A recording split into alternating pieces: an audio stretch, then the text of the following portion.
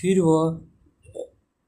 वह फिर निकलकर झील के किनारे गया और सारी भीड़ उसके पास आई और वह उन्हें उपदेश देने लगा।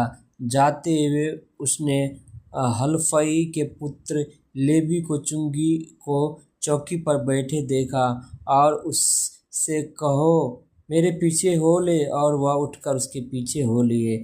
जब वह उसके घर में भोजन करने बैठा तब बहुत से चुंगी लेने वाले और पापी यीशु और उसके चेले के साथ भोजन करने बैठे, क्योंकि वे बहुत से थे और उसके पीछे ही लिए थे। शास्त्रियों और फरीसियों ने यह देखकर कि वह तो पापियों और चुंगी लेने वाले के साथ भोजन कर रहा है, उसके चेलों से कहा, वह तो चुंगी लेने वाले और पापियों के साथ खाता है पीता है।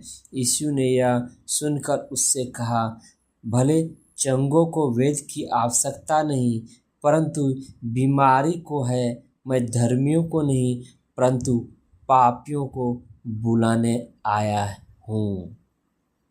उपवास का प्रश्न। यूहन्ना के चेलों और फरीसी उपवास करते थे, अतः उन्होंने आकर उससे कहा, यूहन्ना के चेले और फरीसी के चेले क्यों उपवास रखते हैं, परंतु तेरे चेले उपवास नहीं रखते।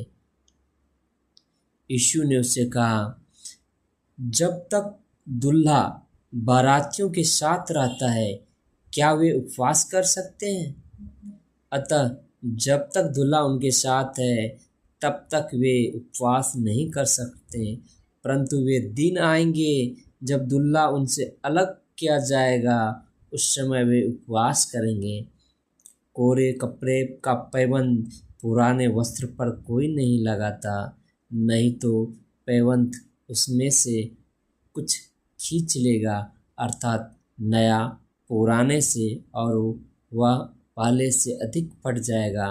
नए दाखरस को पुरानी मशकों में कोई नहीं रखता, नहीं तो दाखरस मशकों को फाड़ देगा और दाखरस और मशकें दोनों नष्ट हो जाएंगे, परंतु नया दाखरस नई मशकों में भरा जाता है। आमीन।